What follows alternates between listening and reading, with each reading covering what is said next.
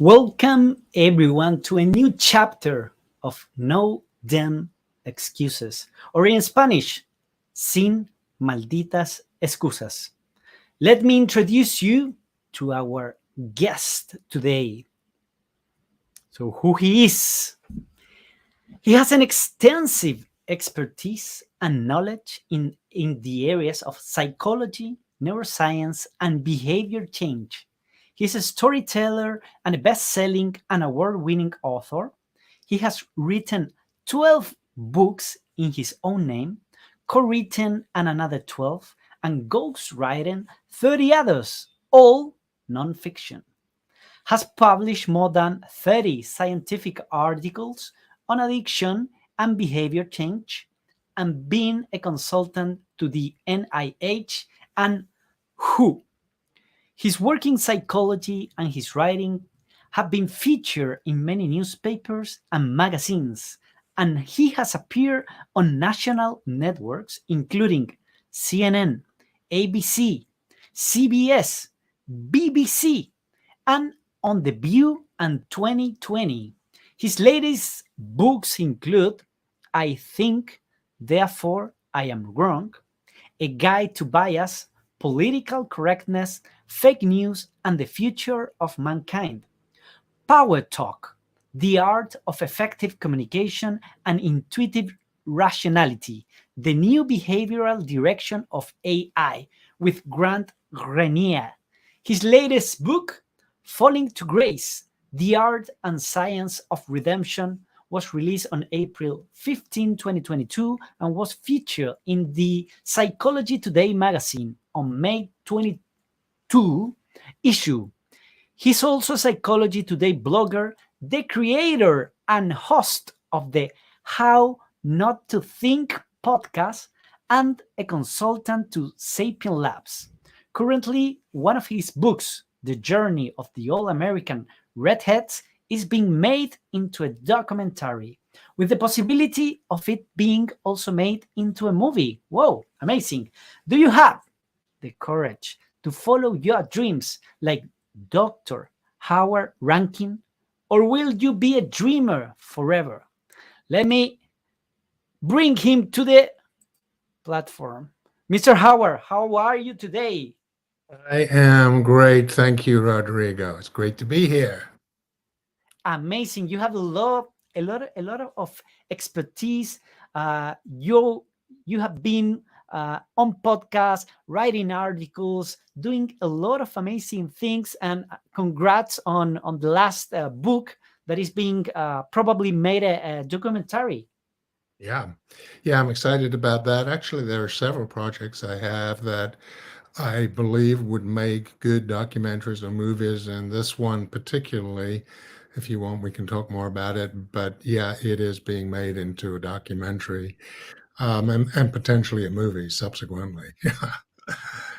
That that's amazing, Howard. When I was searching all of your information and everything about you, I saw a lot of achievements, an extensive career. And if you could tell people on this show who you are in your own words, what would you tell them? Well, that's a really good question. And one time I was doing a podcast with a guy who was claimed to be some sort of mystic. And before he came on, he said, when were you born and what hour were you born? And so I told him, I'm like, yeah, this is gonna be good. And then he came on and he said, Howard, you're often the smartest guy in the room, but you also have a sense of you can be cynical. You don't take things too easily. You can question a lot of things. And I thought, how the hell did this guy nail it? Because that's kind of who I have been. And interestingly, in my 20s, I thought, well, I'm developing this. And then subsequently, I found something I had written in elementary school, and man, there was the same voice. Really interesting. And that's actually a cool theme to explore. How much in childhood do we begin to express the things we're really interested in. Hmm. So yeah, yeah. I enjoy myself, and I love your title of your podcast. No damn excuses, um, because I certainly embraced that, and I had to embrace it 10 years ago, um, Hmm. when I lost my license to practice clinical psychology in the state of South Carolina. Um, I'll give you a quick background, and as soon as I start talking, people will understand what happened. In 2005, I took on a client, a woman, very, very seductive client, constantly trying to proposition me. I don't normally give up on people like that. A lot of therapists would say, "No, I'm not going to see this is crazy." And so I didn't. We worked together pretty well for 3 years. And then she moved on. A little while after she moved on, she said, "Couldn't you come back and see me?" And I said, "Not as a therapist. No, we're done with that. But you can, come by periodically, tell me what's going on. That's fine." And we did that for 4 years, on and off, sometimes on a weekly basis, sometimes months would go by. And then one time in 2012, leaving my office, she kissed me, and it went downhill very briefly into a very, very, very brief consensual relationship. Um, and then a month later, I got a call from the licensing board to say somebody had filed a complaint against me for sexual misconduct. And to Oh. cut a very long story short, 6 months later, the board revoked my license. Now, sin malditas excusas. No damn excuses. To begin with, I was angry. I was angry at myself. I was angry at pretty much everybody. Fortunately, my wife understood the situation and was very loving and graceful, and we were able to not just restore our relationship, but make it stronger. And at one point, after a few weeks of this, of being angry, I said, "Enough. No more excuses. You did something inappropriate. Whether this was a fair decision to take away your license, you can't judge. So much of this was done in secret. I have no idea what people testified or didn't." I said, "I just got to move on." And I asked myself this question, which is a good question for anyone to ask themselves when they're in a tough situation. If in 5 years this was the best thing that ever happened to me, what would I have to do now? Hmm. And what I decided what I would have to do is, okay, I've always been a writer. I've loved writing as a kid, and even in high school, writing definitely was something that was on my radar, but didn't seem like a terribly good, profitable profession. So, I pursued psychology. And I said, okay, now it's the time to explore that side of me, those talents, writing. You can still help people through writing. You can help people write their books. You can write books that can help people. And the last 10 years has been amazing. Amazing. Whoa. Well, I have, what a story, Howard. Like, boom, like it's like unimaginable. And I'm kind of loss of words here. Like, you caught me on guard. Like, and you mentioned probably at the beginning you were talking about that when you were a childhood, somehow you already know who do you want to become on life, right. and and and probably I need to ask you, like, why somehow you know as a childhood that you are going to be that kind of person, and um, and and when you become that person and suddenly you tell me all of this, that everything that you have ever dreamed about it is like smoke, like it's gone. Like, how Mhm. do you actually heal or try to reinvent yourself to become another person, another man, another professional? Like, I don't know how have you done it. I believe it's amazing. And probably I don't know if you can tell us, like, um, on your beginning, when you were a child, what were your thoughts on your mind that you said, psychology is going to be my thing? And then if you can reply, like, how have you done it? It's whoa. Yeah, and I think I don't know that necessarily.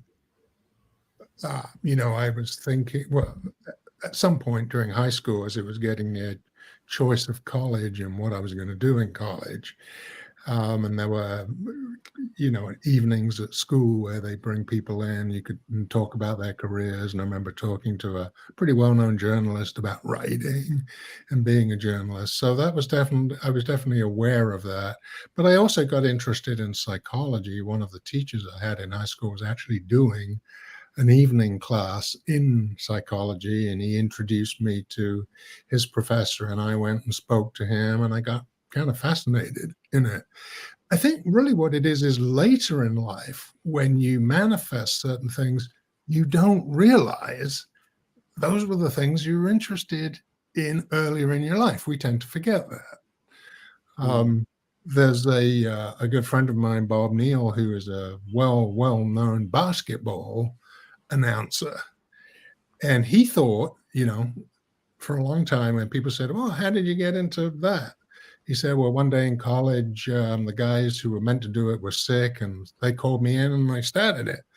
Until a few years later, he found his junior high school yearbook. And Mm. in there were comments like, "Good luck with the commentating." He had forgotten that that was something he was interested in before this particular event happened. And, Wow. and I think that's true of a lot of us. We get directed into careers, and, they may indeed be, our purpose and our passion, and we love them. But then sometimes we come across something and say, "You know what? I remember enjoying that so much." It could be dancing, it could be cooking, it could be anything. But Mm. there's something about that very often that is connected, you know, that is Mm. connected to us. And I just Yeah. find that fascinating because not only has it happened to me, I've also known other people who said the same thing. Mm. Totally. And in terms of thinking, because you said, like, uh, this story where your license was revoked, how do you manage to control probably your inner thoughts, your mind that is telling you, you just screw it, how have you done this, how you can be so stupid, and blah Right. blah blah? Right. Like, how do you control all of this inside you? Like, what is the technique to actually do it? Well, that's an extremely good question. And obviously there was a period for a few weeks where I was stuck in that. And then I made the point of I got to get out of this because this is not going to help me. And that's the trap that we all potentially fall into when bad things happen in our lives, whether we've caused them or other people have caused them. The victim role is the worst role you can play. Not that it's not justified. Life is really unfair. People are treated unfairly. It just stops you. It stops you. You have to decide, I'm going to continue living. This is it. I cannot be dominated by this. And, sometimes you see, and it's understandable, you see people, something horrendous happened to them 12 years ago, and finally the perpetrator is sent to prison. And they say, finally, I can move on with my life. No, you've wasted 12 years of your life. You've let this guy dominate your life. Mm. Don't do it. Now, of course, that's easier said than done, but it is what has to happen. You have to accept where you're at, no matter how mm, painful, no matter how unfair, because until you accept it, you just cannot move on. mm, And fortunately, it took totally. me, a couple of months rather than decades to get to that point, to move Mm, on, because it's a waste. You're being controlled. And, one of the great lines, Viktor Frankl, the only thing that, can't be taken from a man is how he or she responds to what's happened to them. mm, And again, there's a lot of unfairness, there's a lot of prejudice, all of that. But that doesn't help you. mm. It doesn't help you. And do you believe that people that is probably suffering or having a similar situation to yours, or something much violent, or uh, Yeah. specific kind of trauma, you name it, um, do you believe that kind of people could actually do that kind of work within themselves, or they would need the help of a professional or another person that can help them to get out of that? I believe in one of your books you call it like rock bottom. Right. I think when we come to trauma, and specifically, violent trauma, abuse, that sort of thing, it does need to be exercised. Okay. You need to get it out of you, because if you do not, it stays. It stays in your subconscious. It stays in every cell in your body. I really believe this. It influences everything until it's extracted. And I did my most significant case in the course of almost 40-year career was somebody who'd been horribly abused by both her mother and her father. And she had what used to be called multiple personality disorder. She had several alter egos who were protecting horrible, horrible memories and experiences. And I knew, although this case really ratified it for me, I knew those had to be faced and addressed and processed. And so we did that. I mean, it was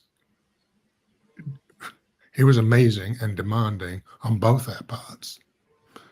Amazing and demanding on both our parts to dive down into memories that were so painful. How do you bring them up? How do you do that? And as I say, it took more than 12 years. But when we were done, oh my gosh, this woman was able then to get on with her life and have a life, not be trapped in the shadow, the dark shadow of the trauma that she'd faced. And I believe that's true for everyone. The tendency, of course, is I got to avoid it. I don't want to think about it, what have you.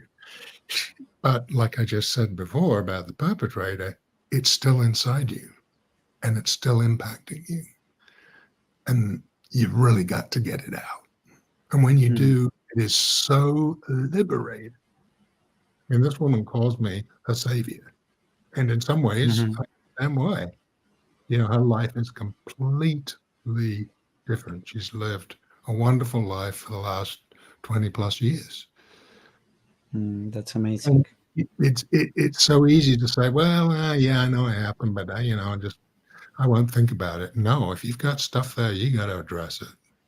One Mm, of the things that I found most liberating and exhilarating in my experience is I decided, I'm working, I'm online, I'm trying to get gigs writing stuff. I thought, you know what? I need to tell people about what happened to me. And maybe I overdid it, but I just wanted to tell them, hey, look, if you want to hire me, I know I'm a ghostwriter. You don't have to mention me in the book, what have you, but I want you to know this. I lost my license, blah, blah, blah. And a couple of things about that. One, that was very liberating to be able to tell people without, oh my God, what are they going to say? Hey, they can choose to react how they want. I'm just going to tell you. Secondly, the biggest reaction I got by far was, oh my God, thank you so much for your honesty. Most people don't expect you to share stuff like that. But I didn't want to go around thinking, oh my God, I hope that person doesn't know about it. Oh, I hope that person doesn't. No, I'm trapped then. It's, hey, I made a mistake. I own up. You're a human person. Yep. You decide Totally. you want to deal with it, and that was so amazing to me. I did not expect that. And I think it shows when you can be authentic, when you accept your situation, where you accept responsibility for your part of it, you can go out there without concern about, oh, what are people going to say? Or what's this one? Hey, they'll say what they're going to say. They think what they think. There's nothing I can do about that. It's so liberating. And of course, for so many people who are traumatized, it is a nasty, dark secret that they do not want anyone to know. But all that does is just reinforce this notion of keep it to myself, privacy, don't ever talk about it, don't address it, what have you. And in some ways, that's, while understandable, it's kind of the worst thing you can do. In simple terms, for someone that doesn't know the difference between psychology and clinical psychology, what would you say to them? Clinical psychology is really about mental health and wellness, mental illness. Psychology generally is about human behavior and different aspects of it. The clinical aspect is specifically dealing with people who, are having certain issues. Now, a psychologist, a lot of the time, the people they see really just have typical life issues. Perhaps they're a bit depressed, or they're having problems at work or with their spouse or what have you. And so typically that's what you see.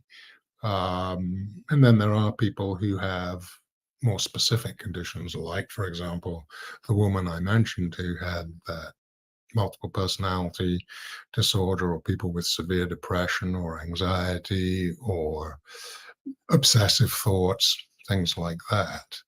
And psychology, it's really interesting. So as a psychologist, I went to the University of Nottingham in England, where I grew up, did a psychology degree, did my advanced degrees at the University of London Institute of Psychiatry, great place to go, develop my career, did all these things. It was great. But then when I was kind of kicked out of it, I was able to see it a little bit differently, able to see it a little differently. And it's so easy, of course, to define ourselves by what we do, what our profession is. But we're more than that. We're really more than that, Totally agree. And if I ask you, what is your opinion on coaching? Because a lot of people as well is going to certain kind of coaches to develop themselves, but they could probably have on the balance, like, should I go to the psychologist? Should I go to a coach? Like, when do you need to go to whom? Like, what would you say to them? That's a really great question. And I've embraced coaching. I do some of it. For a while, I really didn't want to do anything like that, but gradually I got back into it, got invited into it, and I really enjoy coaching. Now, the difference is this: coaching is not therapy. Okay, coaching is guiding people. Okay, so somebody comes to you as a coach and say, "I really need help developing this skill," or what have you. I need to, I've just been appointed leader in my team and I need to learn that. Okay.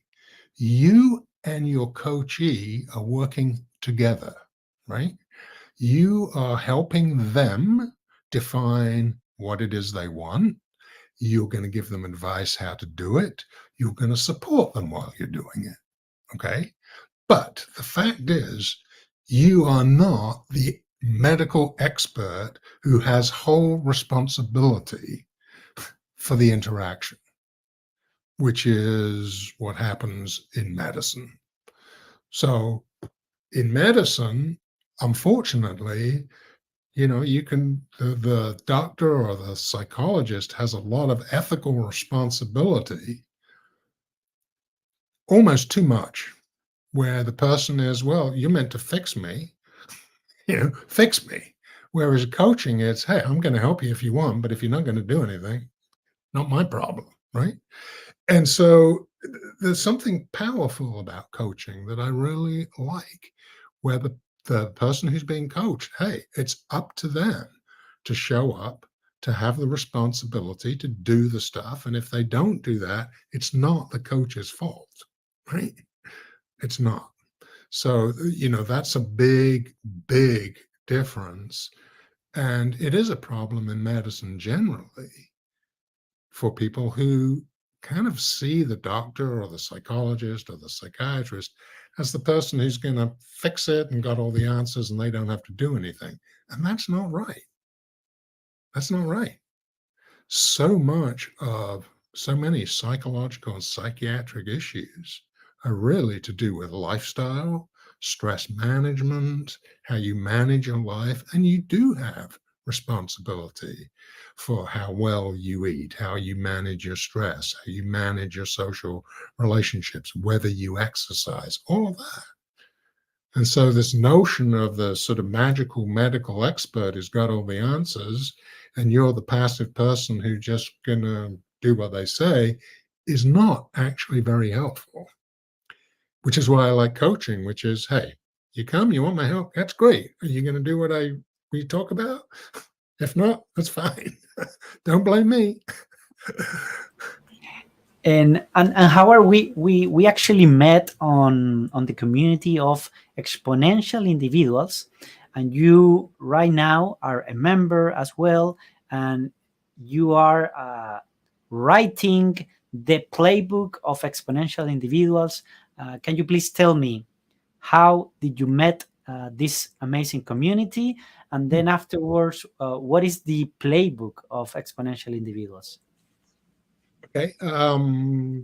Well, as I said, 10 years ago, I started thinking about what the heck am I going to do? And I signed up. Fortunately, timing was good. It was the time when there were apps and websites connecting people who wanted people to write stuff for them. And so, I've had clients all over the world. It was amazing. And I've been doing that on these platforms for the best part of a decade and, have a good reputation on there. And actually, people at EXI reached out to me, sought me out, and said, we've seen, you're in this space, you write in this space.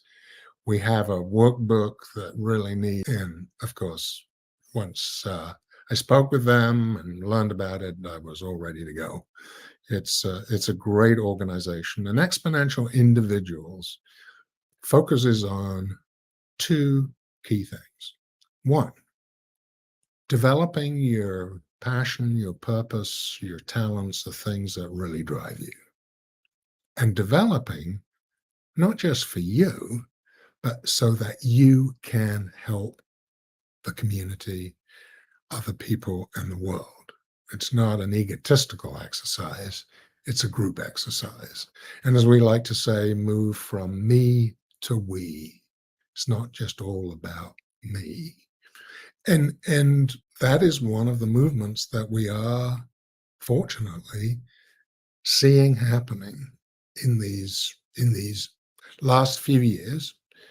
That if you look at business, for example, 30 years ago, 40 years ago, business was a very authoritarian organization.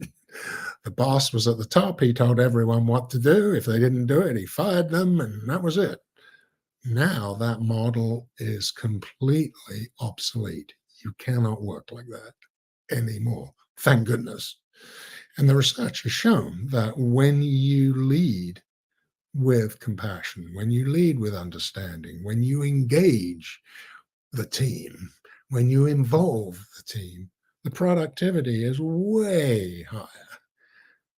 And we've seen from, the recent people quitting, the recent resignation, people are not going to stay in jobs where they don't feel appreciated, don't feel included.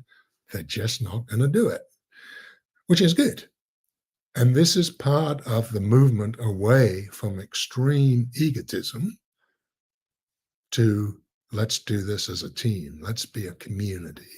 Let's put our resources together to maximize them, which is, of course, how it should be.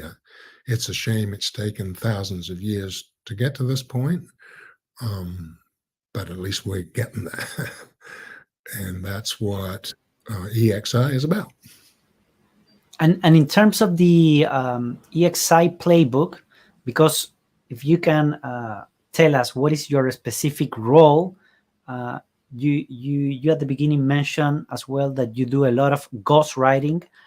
What is ghostwriting as well? Are you doing ghostwriting with EXI playbook, or are you the writer of EXI playbook? Please explain us. Okay, so when I was approached, and then I was shown what we had, and what was there was a collection of thoughts, content, some chapters from many different people in the organization. So it was pretty fragmented. And the theme was, how do you find your purpose? How do you learn to do that, manifest that? And how then do you take that to a communal level? And so there was quite a lot of work needed doing, as you can imagine. When you've got a dozen or so people who've written things, you really have to make it a little more seamless and run like that. So, certainly did that. There was a lot of good material, just need to be integrated.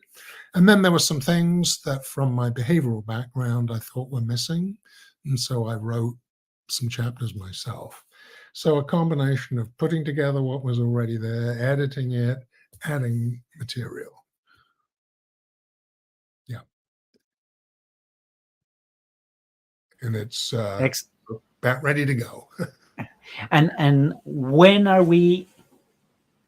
everyone is going to be able to see that amazing material? Do you have any specific date? Yes, the book will be released on Amazon on January 23rd, 23, 1/23, 23. Currently, an almost final draft is being distributed, and we're getting feedback before I finally fine-tune it, add comments, do final edits. But it will be available in January for people to buy. Amazing. Yeah. And Howard, actually, yes. Oh, go ahead. And I believe actually you can go on Amazon now and look up Exponential Playbook, Individual Playbook, and you can pre-order it. So, perfect. Yeah. Nice information. Howard, I want you to move forward and begin talking about your books and Nowaday Projects. So at the beginning, you mentioned that when you were a child, you somehow knew on some point that you were good for writing. But why do you start writing? Why did you choose writing and not any other thing? I don't know. I'm really, I'm really not sure. I should give you the background here that neither of my parents had really any sort of education whatsoever. My dad uh, was an immigrant into England. He was sick as a child, didn't go to school. He was a very bright man, but he had virtually no education. What he actually ended up doing was becoming a bookie, a bookmaker, because his mental arithmetic skills were fantastic. Um, at the time, 1961, betting shops became legal in the UK, and he took one over and ran one, a busy one. And just imagine this, they're taking all these bets and money on these races going off every 15 minutes, all these. And in his head, because it was way before calculators, in his head, he is calculating his risk. And if his risk was too much, he'd hedge it. And to me, looking back on that, that is mind blowing to me that he was able to do that. But he really was able to do that. And if he'd had an education, God knows what he would have been. But he used his mathematical skills very successfully, and so I don't know where that came from. Whether it was just they gave me lots of books to read or what. But it is interesting. It is interesting. Just last week I went to a baby shower Yeah. for some friends of my son. And the guy is a PhD, he's a very smart guy. And one of the things on his list were books for babies about scientific concepts. So believe it or not, there are books like Quantum Physics for Babies, Climate Whoa. climate change for babies. I mean, neuroscience for babies. They're really amazing books. But it's really interesting that what you Yeah. introduce your kids to, you just never know what they'll catch on. Oh, yeah. Amazing. And talking about books, you have written a lot of books. If I ask you which one has been the most difficult to write, and then your most favorite written book by yourself, obviously. I think the answer to that may be the same book. I wrote this book, Falling to Grace, The Art and Science of Redemption, which was about my story of how I lost my license and what I did and all of that. And it was hard to get the right balance there. I didn't want to come across as a whiner making excuses. I wanted to come across, as legitimate and give people the reasons why you have to get to acceptance as soon as you can. It's not going to happen immediately, but as soon as you can, because you're wasting time otherwise. So I think Falling to Grace, The Art and Science of Redemption probably was the most difficult to write, but the most rewarding to write. So yeah, that's where I am. I've got a whole backlog of ideas of books that I've had on the back burner that I'm starting to work on, based on some of my experiences and the things that I'm interested in. And I do work with this artificial intelligence AI company, which is really interesting. And we wrote a book called Intuitive Rationality, because this company combines human thinking with data and logic. Now most computers is all about just give them all the data, all the data, all the data. In this predictive program, we put in some things that are very similar to how humans think. Okay. There's something, for example, called memory decay. We put that, and I say we, I'm not in the technical side of this at all. Grant Ranier's been doing this for 30 years. Amazing stuff. Memory decay. as human beings, if we don't think about something for quite a long time, we basically forget it because we haven't Yeah. needed. We do the same with data. So if data hasn't really been needed, it loses we lose it, which is not common, because normally it's all about data going back, as much data as you got. But it isn't about that. It's about what's relevant. And sometimes that human, for want of a better expression, intuition and cognition is helpful, is very relevant. And so we did that book. I'm now, I was talking to a client of mine, and I suddenly had this thought. She is a fictional book writer. And I thought, you know what? It would be really cool maybe someday to write a nonfiction book as a fiction book to make it more Oh, interesting. Okay? To make it more interesting. Tell it as a true crime story that has to be solved. And so I'm now working on a book which is looking at this concept of artificial intelligence from a human perspective and incorporating that through a fictional story, wow. which involves a crime, where Sherlock Holmes is called in to solve the problem, and so is a robot. And how we look at how they do it differently, right, to show the Wow. differences between the two. However, if you don't use AI, from where do you get your ideas to plot all of these concepts, all of these characters, and also when you are writing a book, do you know who is going to be your client? What is the name of the reader? You Right. already know who is going Good. to be the reader, Yeah. or you just began to write, and whomever bought the book and then read the book, it doesn't matter to you. No, I think it's always important when writing a book to know a couple of things. First, Uh-huh. why are you writing the book? What's your point? Okay. And that be, oh, well, I want to be a bestseller. Good luck with that.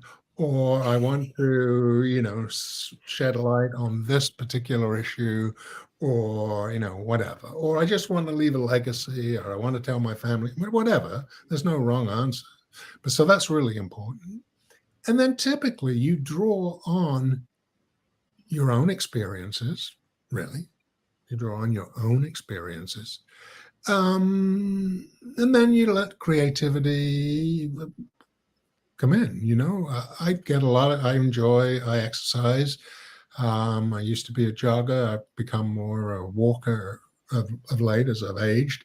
But I've had some great creative ideas when I'm just out walking or jogging.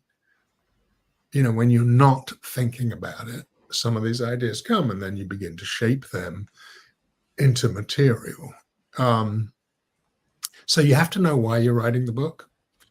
And in some ways, nonfiction books are a little easier than fiction books. In fiction books, you really have to sort of reverse engineer them. You have to think about the end and then work back to the beginning of how you got to the end. And that can be a fun activity. But Hollywood knows how to tell a story. The story is about a character who is dealing with some, life's difficulties, tries all sorts of things to overcome them, and eventually succeeds. I mean, that's the essence. Like Joseph Campbell with the Yeah. hero journey. Yeah. Yes. Yeah, absolutely. It's a hero's journey. And that, in and a way, and and in terms of the reader, do you think of the reader? yes, you do have to think about, who am I writing this for, obviously. The worst thing you could say is, oh, I'm writing this for everybody. No, forget it. You can't. Who is it specifically you're writing for? What age group? Is there gender particularly? People, what are they interested in? Are they interested in true crime? Are they interested in sports? Who is your audience? because you can't really craft a book and to your audience till you know who they are. True, true, true. Is there anything else about your specific?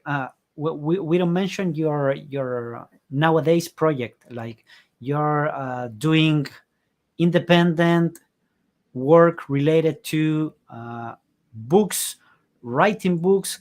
Can you tell a little bit about that, and then we move on to the next phase of this interview, Okay. Yes. please? Yeah. So, I'm in the fortunate position where, I do get approached by a lot of people to help them write books. I only consider books that I know something about. It's amazing the number of people who think a writer is just a writer. And, I've got this idea about writing, recipes for the Air Force. Well, I don't know anything about recipes or the Air Force, so I'm not going to be any good for you. And it's amazing people don't realize you got to have somebody who knows about the content. And so I was really helped in the writing because of my background.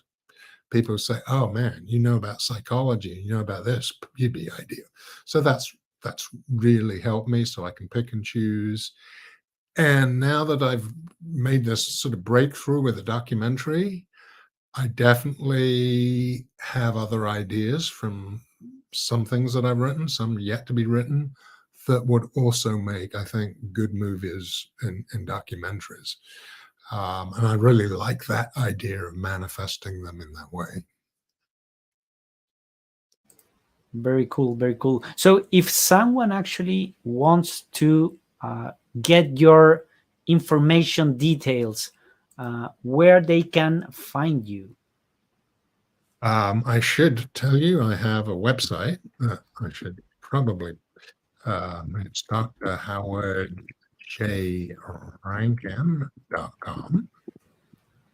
Um, Okay, um, the other thing is I do a lot of work on the freelance site Upwork, and I do have a profile on Upwork and a video that explains, particularly if people are interested in employing me to do some writing or work with them.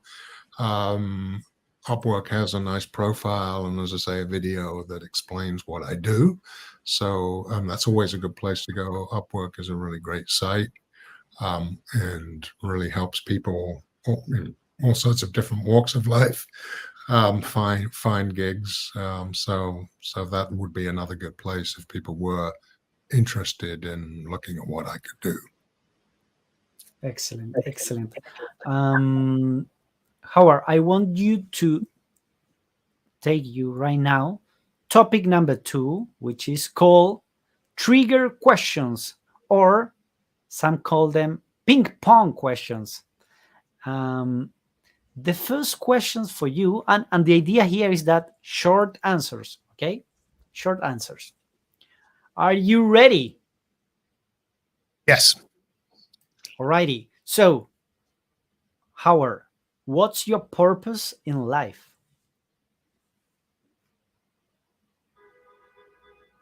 To help other people, specifically with life issues and psychological issues. All right. Who is the person that you admire more in your life, and why? Mm.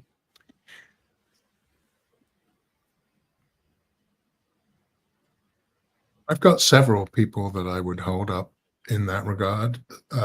Some of them are friends of mine who are, for example, physicians.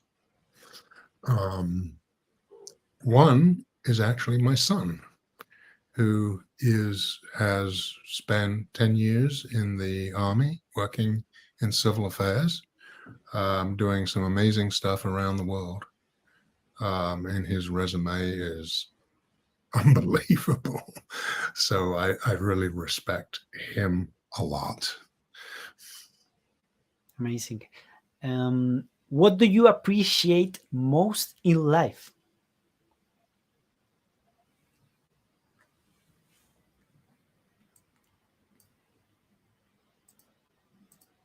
being alive, probably, but also understanding, I mean, consciousness in understanding the many different ways in which we can see things and trying to see the most amazing things that are right in front of us. That could be nature. That could be just Mm. a kind, just simple, kind gesture from somebody, right? To see the Totally. beautiful, to see the beauty in nature. Sometimes it's hard to see the beauty in human beings, but it's there. And we have to look for it. But those are the things that, to me, make it worthwhile. Mm. I do believe that virtue and values should be the basis on which we all live. And You- when we get away from gratitude, forgiveness, respect, kindness, love, Mm. humility, that's where we start going down the rabbit hole. Mm. Considering that we are already finishing this year, what has been your biggest learning in 2022?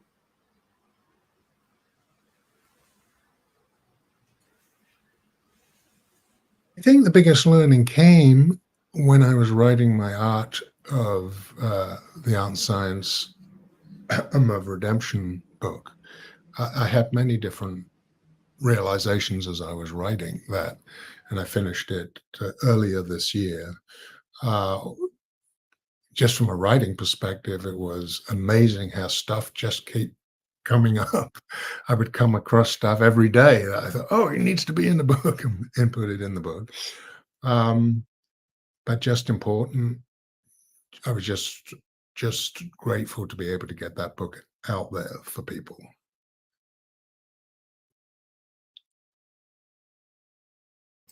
And the last question, Howard, is what is your biggest fear in life?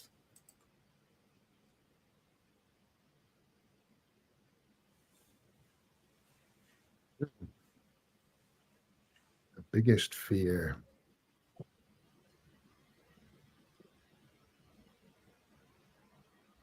I think, well, that's, I could take that at many levels, but I'll take it at this level of the level of humanity, that we are able to collectively come together to resolve or put aside our differences and work together to make this planet and race as communal and as beautiful as it can be. This, when we look at the world today, we've got war going on, we've got threats of nuclear weapon, we've got so much stuff that is frustrating, upsetting, difficult.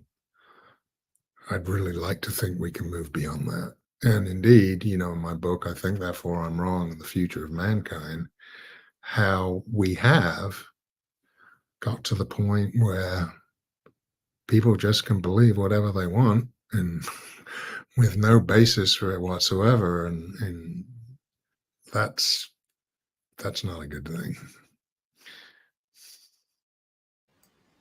Alrighty. And last but not least, bonus track.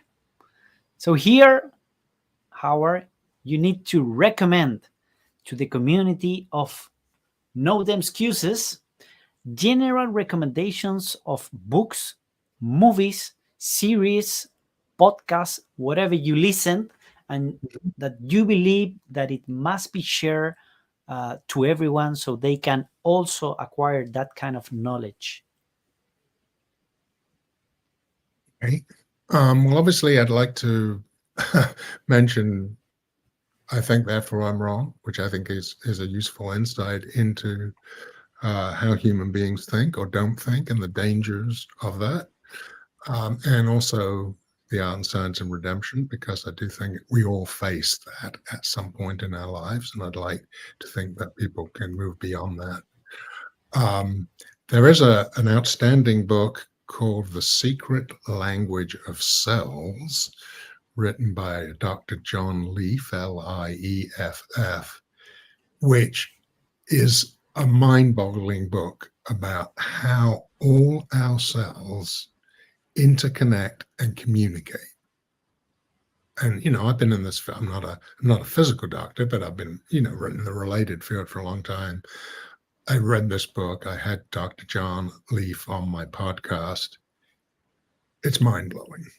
It really shows how the mind-body works, and to some extent how limited consciousness is. So much of this goes on at a subconscious level in a miraculous way that we would never think of. And for me, that was a mind-blowing book. And I think it's written in a way that, it's really taken most of the science out of it. It's tried to be as non-technical as possible, but it will open your mind up to how human beings really operate and the complexity of it. It's really incredible. So that definitely would be a book I would recommend for sure. Podcasts, well, I'd recommend your podcast anytime. My How Not to Think podcast. And also there's a nice podcast done by a lady called Andrea Samadi called the Neuroscience podcast. And she has a lot of entertaining, interesting guests talking about various aspects of neuroscience, consciousness, and the mind. So that would also be one I would recommend. What about some movie, for example? Movies, you're going to have to wait till one of my books is made into a movie. I'm working on one, which actually is about trauma and memory. Non-fiction one, a fiction one, but it'll make a great movie. But that might be 8 years. And the last thing, Howard, that I'm going to ask you is, if you have the chance, the opportunity to share a message to humankind with your own words, with your own thoughts, with what you have right now on your heart, and here I'm going to put you on first screen, what would you say to everyone? Life is about adaptation. It's about how well every one of us adapts to the circumstances in our life, whether we created them or had nothing to do with them. That's what life is about. It's about adaptation. And I've seen people who haven't learned that skill for all sorts of reasons. In fact, early in my career, I had a fairly well-known person in the self-help space admitted to the hospital because, great guy, because he had sailed through life, never had a challenge, and now for the first time in his 40s, he had a challenge. And there were two things. One, he didn't know how to handle it. But secondly, he was beating himself up so badly, he had to be admitted to a psychiatric hospital. It's about adaptation. It's about accepting where you're at and trusting yourself that you can, with the support of others, deal with any situation that comes up, no matter how difficult it may seem. And the biggest victories in life are when you overcome something like that and move on and learn from it and show yourself, I can adapt.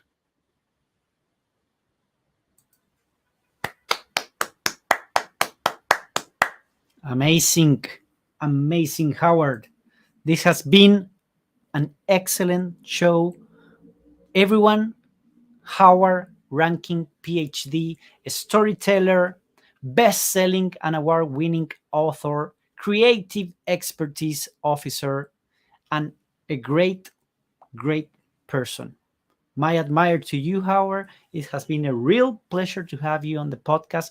Thank you very much. And see everyone on a new episode. Ciao, ciao.